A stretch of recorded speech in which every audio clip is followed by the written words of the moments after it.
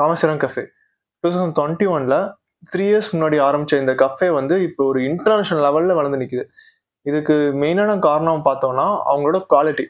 அவங்க யூஸ் பண்ற எல்லா ப்ராடக்ட்டுக்குமே குவாலிட்டி வைஸ் வந்து பியூரா தான் குடுப்பாங்க. அது அஜினோமோட்டோ இந்த மாரி எதுவுமே சேர்க்க மாட்டாங்க. அப்புறம் டேஸ்ட் வைஸுமே நல்லா இருக்கனால மக்கள் நெறைய பேர் விரும்பி சாப்பிட ஆரம்பிச்சாங்க. வெறும் 10க்கு 10 ஸ்கொயர் ஃபீட்ல ஆரம்பிச்ச இந்த அவுட்லெட் வந்து 3 வருஷத்திலேயே பெங்களூர சுத்தி 4 பிரான்ச் ஓப்பன் பண்ணிட்டாங்க. இந்திரா நகர்ல, ஜேபி நகர்ல, அப்புறம் ப்ரூக்ஃபீல்ட்ல, லேட்டஸ்ட்டா பார்த்தோம்னா ராஜாஜி நகர்ல. இப்ப அவுட் சைடு பெங்களூர்ல பார்த்தோம்னா, இன்னொரு பிரான்ச் வந்து ஹைதராபாத்ல இருக்கு. அவுட் சைடு இந்தியால பார்க்கும்போது, துபாய்ல ஒரு பிரான்ச் ஓப்பன் பண்ண போறாங்க. ராமேஸ்வரம் கஃபேல வந்து லாஸ்ட் மந்த் மார்ச் 1 வந்து எக்ஸாக்ட்டா ஒரு பாம் பிளாஸ்ட் நடந்துச்சு.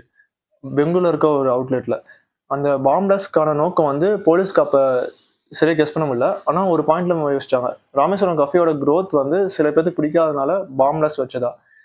இப்ப லேட்டஸ்ட் நியூஸா என்னன்னா, ஏப்ரல் 11th வந்து கொல்கத்தால 2 பேத்த அரெஸ்ட் பண்ணியிருக்காங்க. அவங்கள வெஸ்ட் பெங்கால் வச்சு விசாரிச்சுட்டு தான் வந்துட்டு இருக்காங்க. இதுதான் இந்த கேஸோட இப்ப லேட்டஸ்ட் நியூஸ். இப்ப அவங்கள அரெஸ்ட் பண்ணத வச்சு அவங்க பேரு அப்துல் மாதீன், அப்புறம் முசாவிர் ஹுசேன் இது கண்டுபிடிச்சிருக்காங்க. அப்புறம் 2 பேருமே பார்த்தோம்னா சிவமோகா டிஸ்ட்ரிக்ட்ல தான் ரெசிடென்சி இருக்கு அவங்க வீடு. அங்க இருக்க தீர்த்தாளி அப்படிங்கிற ஒரு பிளேஸ்ல தான். ஸோ அவங்க இதுக்கு முன்னாடி 2020ல கூட ஒரு பாம் பிளாஸ்ட்ல இன்வால்வ் ஆயிருந்தாங்க. ஆனா அவங்க கூட சேர்ந்தவங்க மத்தவங்க எல்லாம் அரெஸ்ட் பண்ணிட்டாங்க. ஆனா இவங்க 2 பேர் மட்டும் தப்பிச்சுட்டு தான் வந்துட்டு இருந்தாங்க. இப்ப 2024ல தான் திரும்ப இப்ப அந்த ராமேஸ்வரம் கஃபே பிளாஸ்ட்ல இப்ப மாட்டிருக்காங்க. சரி வாங்க, இப்ப ராமேஸ்வரம் கஃபேயோட சக்சஸ் ஸ்டோரி வந்து டீடைலா பார்ப்போம். அதுக்கு முன்னாடி சேனல் இப்பதான் நீங்க ஃபர்ஸ்ட் டைம் வரீங்கன்னா மறக்காம சப்ஸ்கிரைப் பண்ணிடுங்க. Welcome back to my channel Naveen Krishna. Rameswaram கஃபேயோட சக்சஸ் ஸ்டோரி பார்க்கறதுக்கு முன்னாடி அந்த கஃபேயோட ஃபவுண்டர்ஸை பத்தி பார்ப்போமா? இப்ப ஃபர்ஸ்ட் எடுத்துட்டோம்னா ராகவேந்திர ராவ். இவர் வந்து எஜுகேஷன் பார்க்கும்போது மெக்கானிக்கல் இன்ஜினியரிங் தான் கம்ப்ளீட் பண்ணியிருக்காரு. ஆனா இவர் ஒர்க்குக்கு போகும்போது அவர் படிச்சதுக்கும் ஒர்க்குக்கும் டிஃப்ரெண்டா தான் பண்ணியிருக்காரு. என்னன்னா ஃபுட் இண்டஸ்ட்ரியில 20 இயர்ஸ் எக்ஸ்பீரியன்ஸ் வச்சிருந்திருக்காரு. அப்புறம் ஐடிசி கிச்சனோட ஃபவுண்டரும் அப்புறம் ப்ரொமோட்டராகவும் ஒர்க் பண்ணிட்டு வராரு. இப்போ ராமேஸ்வரம் கஃபேல இவரோட ஒர்க் என்னன்னா, அங்கே நடக்கிற டெய்லி ஆக்டிவிட்டீஸ்லாம் இன்வால்வ் ஆகி பார்க்கறது தான் ராகவேந்திர ராவோட ஒர்க்காக இருந்துட்டு இருக்கு.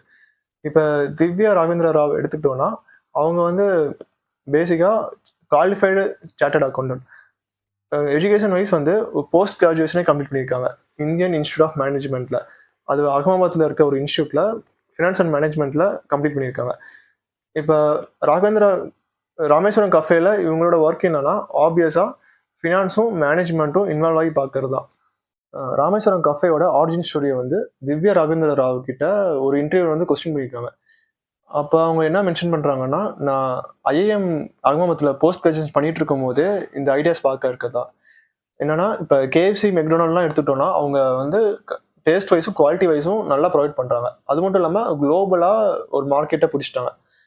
ஒரு ரெஸ்டாரண்ட்டாகவும் நல்ல பேர் வாங்கிட்டாங்க. ஸோ இதே மாதிரி நம்ம ஏன் ஒரு south Indian foods idli, dosa, Pongal இதெல்லாம் ஒரு நல்ல குவாலிட்டிலையும் டேஸ்ட் வைஸும் கொடுத்து ஒரு குளோபல் மார்க்கெட்டை பிடிக்கூடாதுன்னு நினச்சிருக்காங்க. ஸோ அவங்களுக்கு கரெக்டாக பார்த்தீங்கன்னா அவங்க ஹஸ்பண்டும் மீட் பண்ணியிருக்காங்க. அவரும் வந்து ஒரு ஃபுட் இண்டஸ்ட்ரியில் ஒரு 20 இயர்ஸ் ப்ளஸ் எக்ஸ்பீரியன்ஸ் வச்சிருக்காரு. ஸோ அவங்களுக்கு வந்து அது யூஸ்ஃபுல்லாக அமைஞ்சிருச்சு. அதனால 2 பேரும் சேர்ந்து ஆரம்பிக்கலான்னு ஆரம்பிச்சிட்டாங்க. ஆனால் ஃபர்ஸ்ட் ஆப்வியஸா அவங்க அப்பா அம்மா 2 பேர்த்தோட அப்பாவும் அப்போஸ் தான் பண்ணியிருக்காங்க. நெக்ஸ்ட் பார்த்தீங்கன்னா ராமேஸ்வரம் கஃபேல இருக்க எல்லா டிஷ்ஷுமே நீங்க எப்போ போனாலுமே ஃப்ரெஷ்ஷாக தான் கிடைக்கும். ஏன்னா அவங்க எந்த அவுட்லெட்லையும் ரெஃப்ரிஜிரேட்டர் யூஸ் பண்ணவே மாட்டாங்க.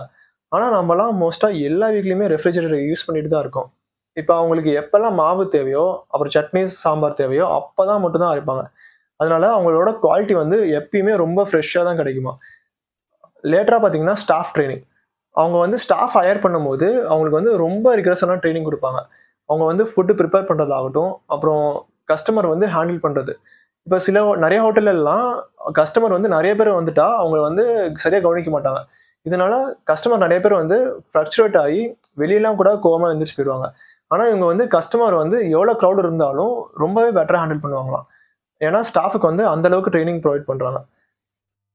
லேட்டரா பார்த்தீங்கன்னா அவங்க வந்து ரொம்ப நேரம் அவுட்லெட்டை ஓப்பன் பண்ணி வச்சுக்கிறது. இப்போ ராமேஸ்வரம் கஃபே வந்து கரண்டா மிட் நைட் 2 AM வரைக்கும் ஓப்பன் பண்ணி வச்சிருக்காங்க. அவங்க வந்து நீங்க நைட்டு இட்லி, தோசை ஹாட்டா சாப்பிடணும்னா கண்ணை மூடிட்டு ராமேஸ்வரம் கஃபே போகலாம். ஏன்னா அவங்க எப்பயுமே ஃப்ரெஷ்ஷாக தான் வச்சிருப்பாங்க. லாஸ்டா பார்த்தீங்கன்னா அவங்களோட கல்ச்சர் தான். இந்த கல்ச்சர் வந்து நீங்க எப்போ போனாலும் அங்க இருக்க ஸ்டாஃப் வந்து உங்களை ஸ்மைலிங் ஃபேஸோட வெல்கம் பண்ணுவாங்க. ஸோ நீங்களும் ஹாப்பியா ஃபீல் ஆவீங்க. லேட்டரா பார்த்தீங்கன்னா, அவங்களோட கஸ்டமர் குடுக்குற ரிவ்யூஸ வச்சு தான் நெகட்டிவ் ரிவ்யூஸ் மெயினா. அத வச்சு அவங்க வந்து அவங்களோட ப்ராடக்ட்ஸ வந்து பெட்டரா ப்ரொவைட் பண்ண அ மாத்திப்பாங்க. லேட்டரா 2 பேத்தோட அப்பா, அம்மாவையும் சமாதானப்படுத்தி அந்த ஹோட்டல அவங்க ஓப்பன் பண்ணிட்டாங்க.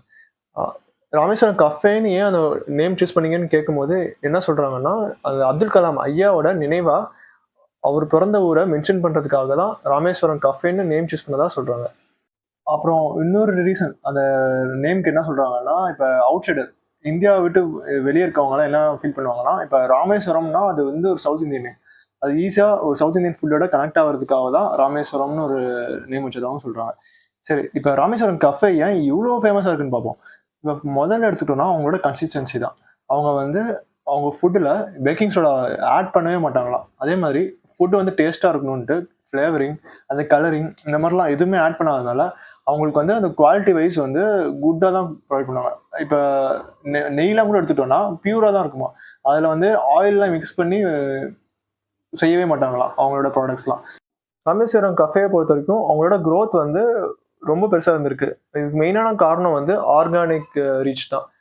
எப்படின்னா, அவங்க ராமேஸ்வரம் கஃபே வந்து Facebookல, Instagramல போஸ்டர்ஸ்லாம் ஷேர் பண்றத விட, அங்க வர கஸ்டமர்ஸ் அவங்களே இவங்களோட சர்வீசஸ், அப்புறம் அவங்களோட ஃபுட் எல்லாம் பிடிச்சு போய் Instagramல, Facebookலலாம் போஸ்ட் பண்றதுனால இவங்களோட ரீச் வந்து ரொம்ப பெருசா இருந்திருக்கு.